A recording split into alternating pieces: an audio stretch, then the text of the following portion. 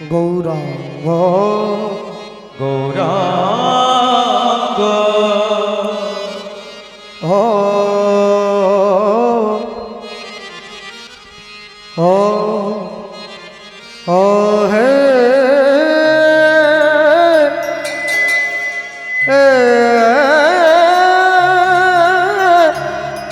আরে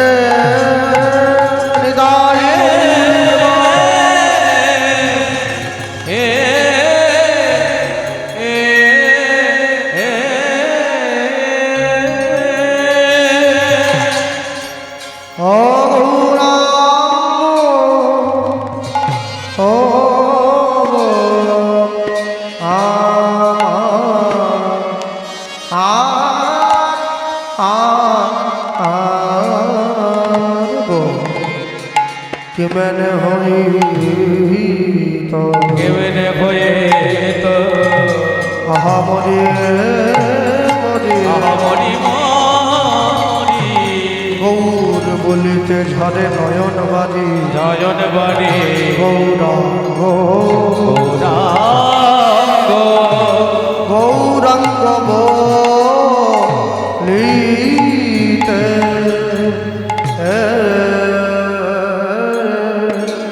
ও ও হে আরে আরে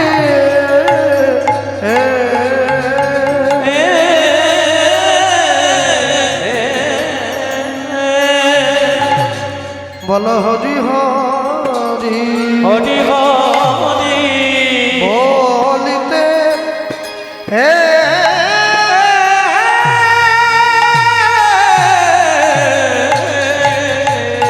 অগ হরি হরি হরি হিতে আহা মরি গৌরাঙ্গ বলিতে মরি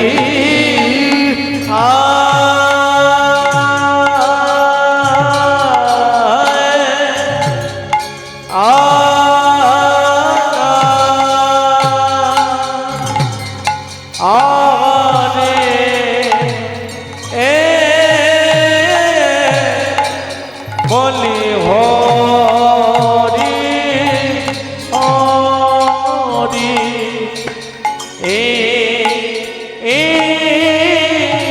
হরি হরি বলি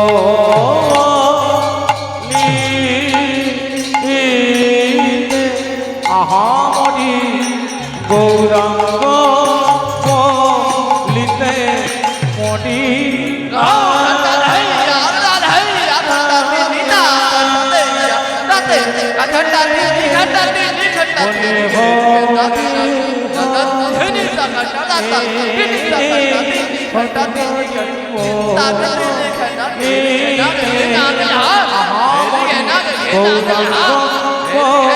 লিতে মরি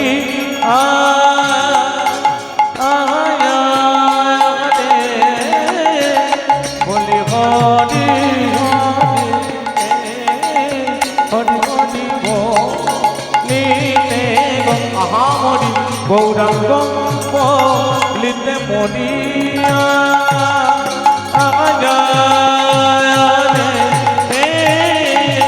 বলি হরি হরি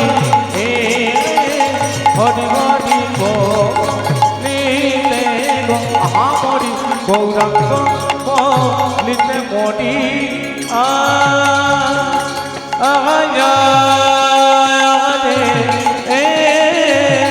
বলি হরি হরি হরি হরি বলিতে আহা মরি গৌরাঙ্গ বলিতে মরি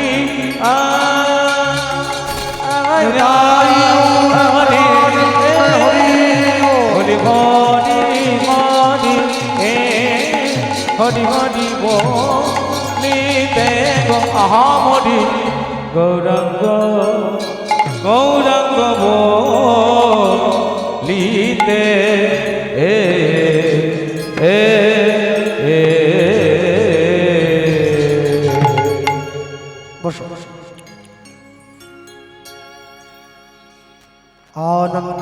লীলাময় বিগ্রহায়, এটা কমে গেছে দাদা, সব জয় নিতাই। হে মা ভয় দিব্যচ্ছবি সুন্দরায় তস্मै মহাপ্রেম রসপ্রদায় চৈতন্য চন্দ্রায় নমো নমস্তে। চৈতন্য চন্দ্রায় নমস্তে।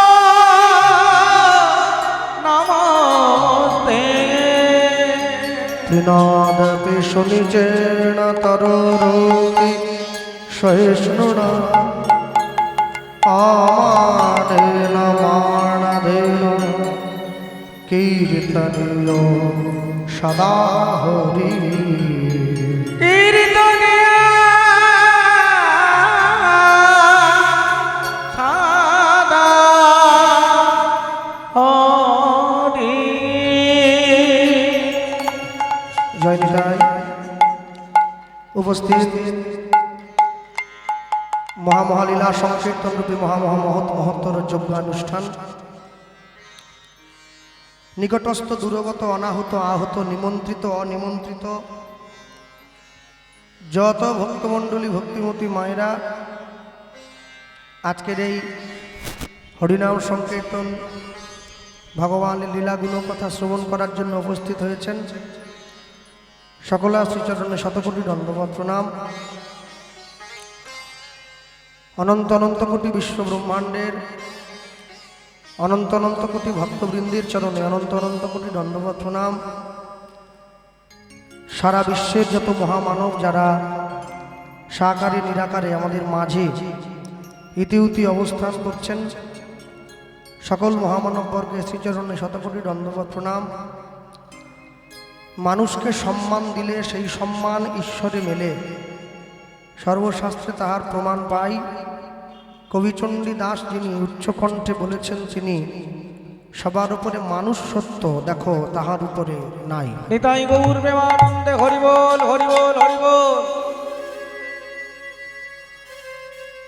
সবার আগে দাঁড়িয়ে আমরা যেটা বলবো আমি আপনাদের কাছে, সেটা হলো অন্য কিছু নয়। আজকে বিশেষ একটি তিথি চলছে। গত মঙ্গলবার দিন ভৈমী একাদশী তিথি ছিল, কালকে দ্বাদশী তিথি পালন করেছেন সকলে। তো আজকে নিয়ম মতোই ত্রয়োদশী তিথি, কিন্তু আজকের ত্রয়োদশী তিথি অন্য 5টা ত্রয়োদশী তিথির মতো নয়। আজ হচ্ছে নিত্যানন্দ ত্রয়োদশী তিথি। তো সবার আগে আপনাদেরকে বলতে গিয়ে যেটা বলার, আজকের এই দিন বিশেষ তাৎপর্যপূর্ণ।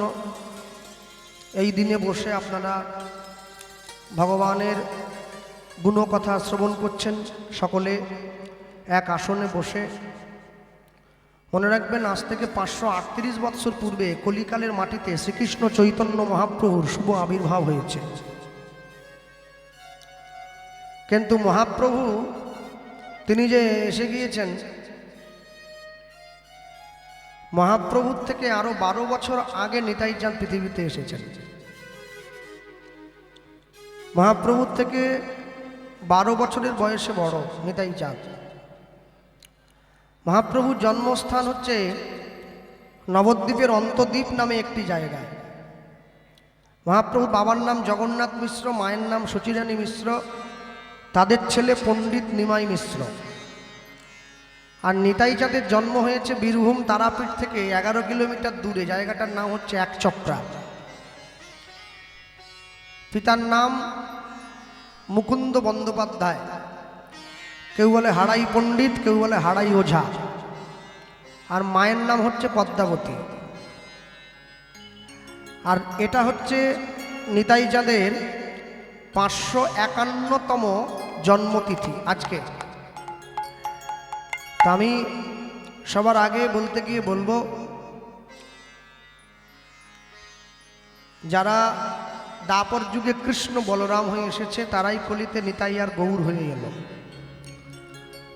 সত্যযুগের ভগবান লক্ষ্মীনারায়ণ যুগল, ত্রেতা যুগের ভগবান রাম সীতা যুগল, দাপর যুগের ভগবান রাধা কৃষ্ণ যুগল, কলিযুগের ভগবান গৌর বিষ্ণুপ্রিয়া যুগল।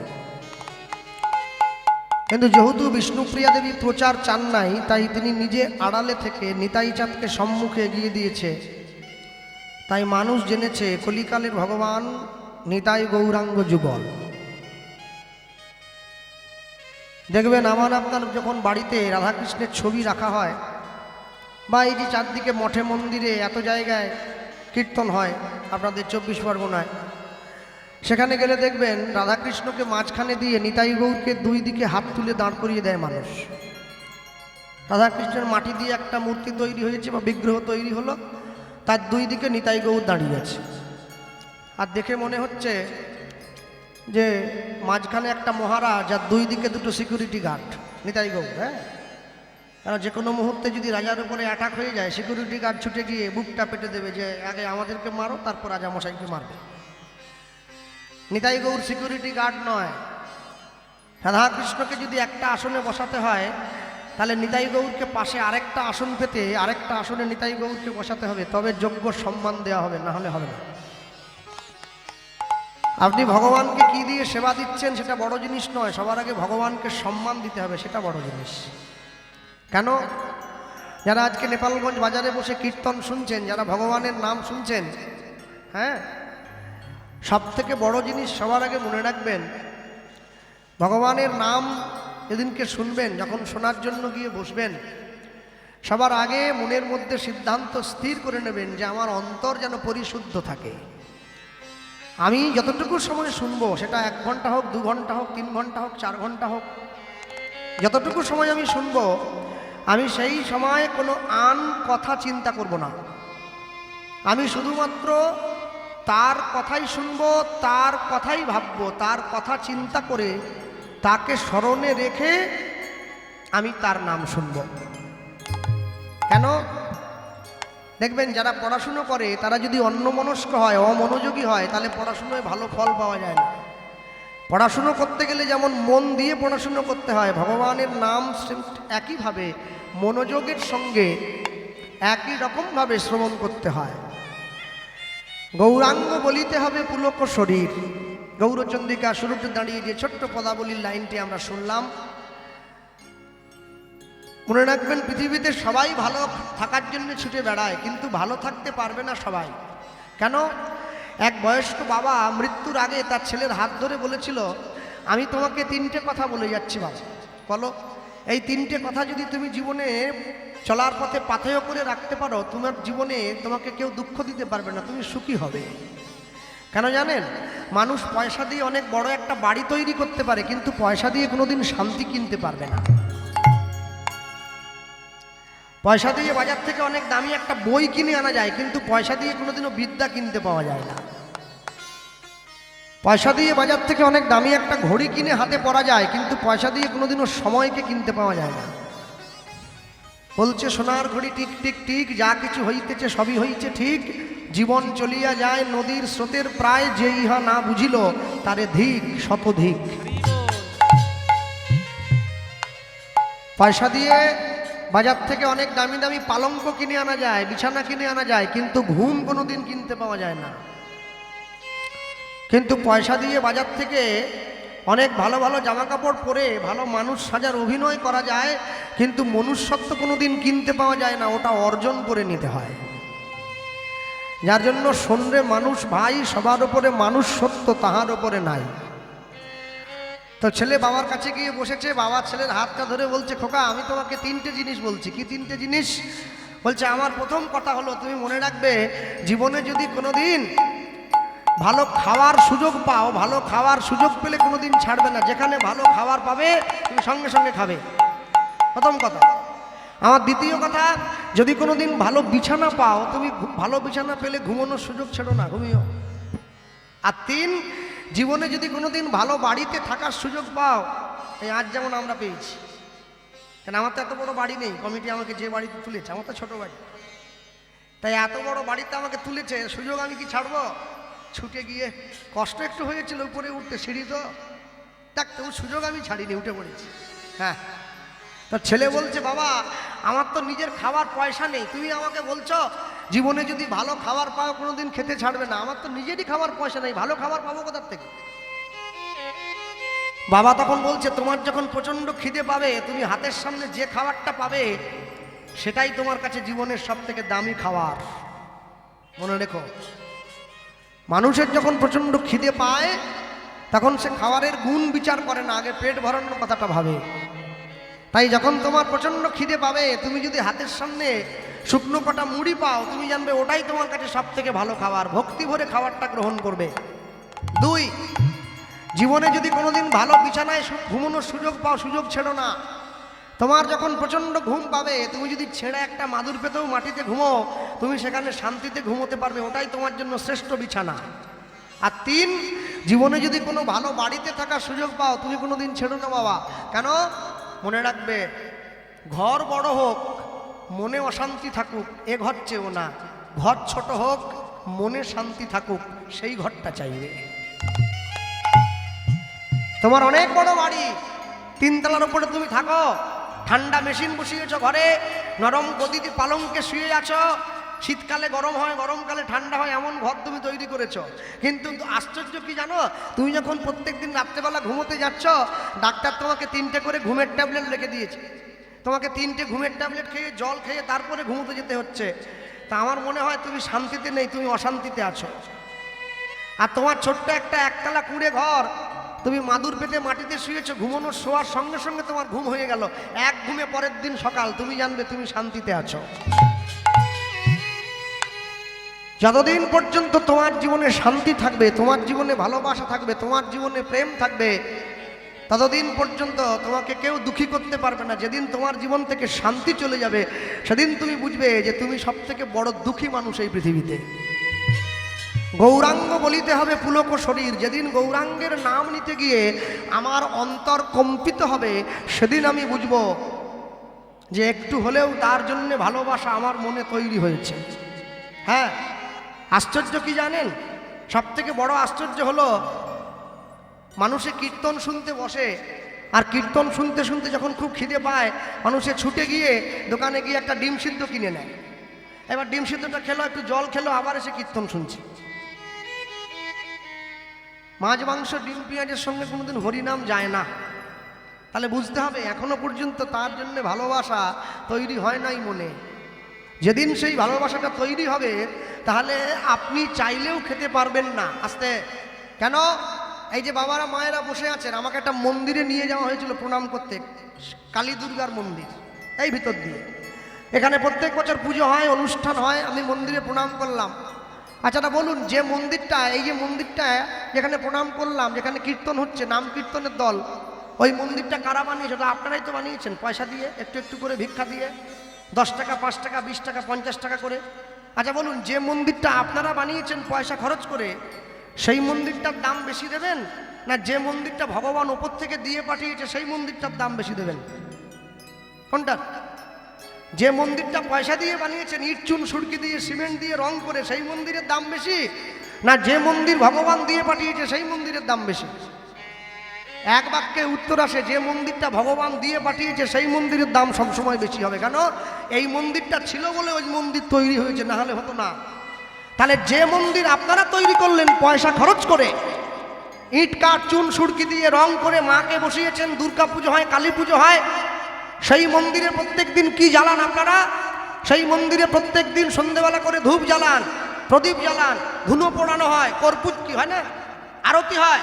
তাহলে যে মন্দির আপনারা বানালেন সেই মন্দিরে ধূপ জ্বালালেন, আর যে মন্দির ভগবান দিয়ে পাঠালো সেই মন্দিরে সকাল বিকেল করে 1 বান্ডিল করে বিড়ি জ্বালাচ্ছেন।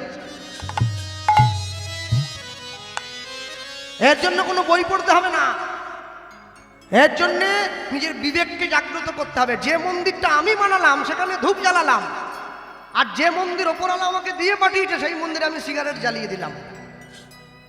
কেউ মদও জ্বালাচ্ছে। মনে রাখবেন, হৃদয় মন্দির থেকে যদি ঈশ্বরের অস্তিত্ব চলে যায়, তাহলে মন তখন মনে থাকবে না, মানুষ তখন মানসিক আচরণ থেকে অমানসিক আচরণের দিকে প্রবৃত্ত হয়ে যাবে। হরি হরি বলিতে মোর নয়নে ববে নীর, যেদিনকে ভগবানের নাম বলতে গিয়ে ভগবানের নাম শুনতে গিয়ে আমার নাচতে ইচ্ছে করবে না, আমার কাঁদতে ইচ্ছে করবে, সেদিন জানবো আমার অন্তরে কোথাও না কোথাও তার জন্যে একটু হলেও ভালোবাসা তৈরি হয়েছে, না হলে হয় নাই। সারা জীবন তো কীর্তন শুনতে যান নাচ দেখার জন্যে, মাঝে মাঝে কীর্তন শুনতে যাবেন দুফোঁটা কাঁদার জন্যে, তবে তো বুঝবেন তার জন্য প্রেম একটু হলেও তৈরি হয়েছে, নাহলে তৈরি হবে না। ভগবানের নাম নিয়ে কাঁদতে হয়। সারা জীবন তো সংসারের জন্য কাঁদলেন, ছেলে বলে দাও, মেয়ে বলে দাও, স্ত্রী বলে দাও, সবাই শুধু চায়। কোনোদিন কেউ বলেনি তুমি তো সারা জীবন দিয়েই গেলে, তুমি নিজে একটু কিছু নাও। কোনোদিন কেউ বলবে না। সংসারের নীতিটাই এটা। বৈষ্ণব মহাজন লিখতে গিয়ে লিখছেন, বলো আর কবে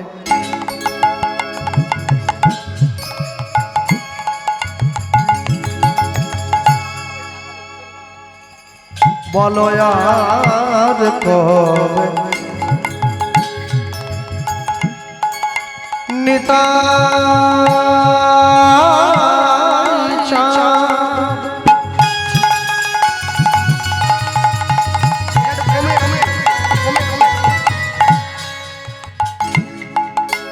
বলো বলো আর কবে নিতাই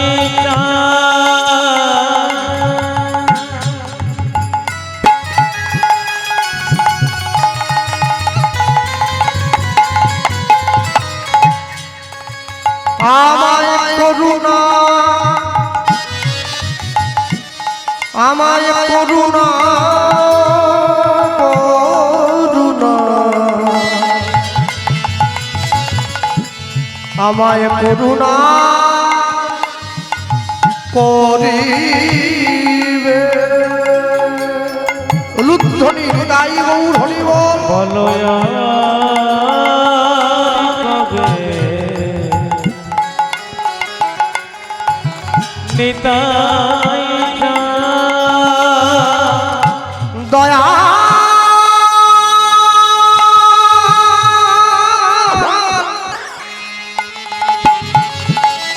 নিতাই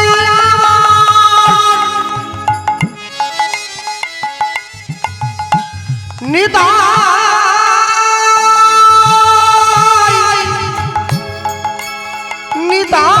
নিতাই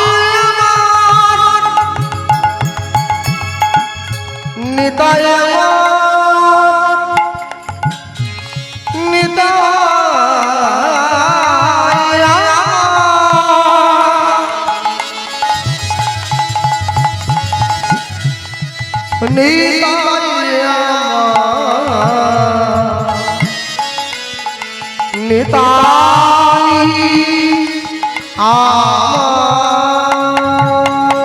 বলো কবে নিতাই